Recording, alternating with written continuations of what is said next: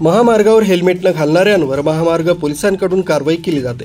त्यानुसार गेल्या 10 दिवसात महामार्गावर हेल्मेट न वापरणाऱ्या तब्बल 280 दुचाकी स्वारांवर कारवाई करून त्यांना 2,80,000 रुपयांचा दंड ठोठावण्यात आला।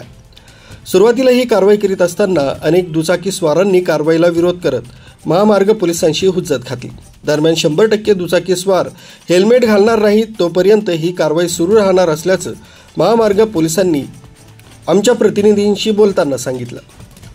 धुळे सोलापूर महामार्गावरील कन्नड घाटाच्या पायथ्याशी पोलिसांकडून कारवाई करण्यात येत आहे। यात 280 दुचाकी स्वारांवर कारवाई करण्यात आली।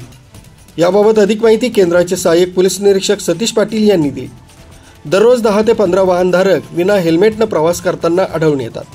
पोलीस दंड करणार म्हणून नाही तर स्वतःच्या सुरक्षेसाठी वाहन चालकांनी हेल्मेट घालावं। हेल्मेट न घालणाऱ्या दुचाकी स्वाराला 1000 रुपये दंड केला जातोय। दंडाची जेवढी रक्कम आहे तेवढ्या किमतीत हेल्मेट मिळतं, ते घेतलं तर दंड भरण्याची आवश्यकता नाही। दरम्यान हेल्मेट घालूनच प्रवास करणं हा नियमच आहे। महामार्ग ओलांडताना हेल्मेट घालावंच लागणार आहे, अन्यथा कारवाई होईल।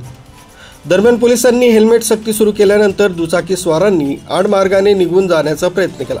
यात काहींनी कारवाईला विरोध करत दंड भरण्यास नकार दिला। काही वाद घालतात तर काहींनी तर आजारी आहे साहेब जाऊ द्या, तुम्हाला आम्हीच दिसतो का, तो बघा त्याला पकडा, एवढे दिवस काही नाही झाले आता काय अपघात होईल अशी विविध कारणे दिली। भाऊदादा मामांना न जुमानता वाहतूक पोलिसांनी थेट कारवाईचा बडगा उगारलाय। दरम्यान पोलिसांकडून प्रबोधनही केलं जातंय। दीपक जाम, चाळीसगाव स्पीड न्यूज, चाळीसगाव।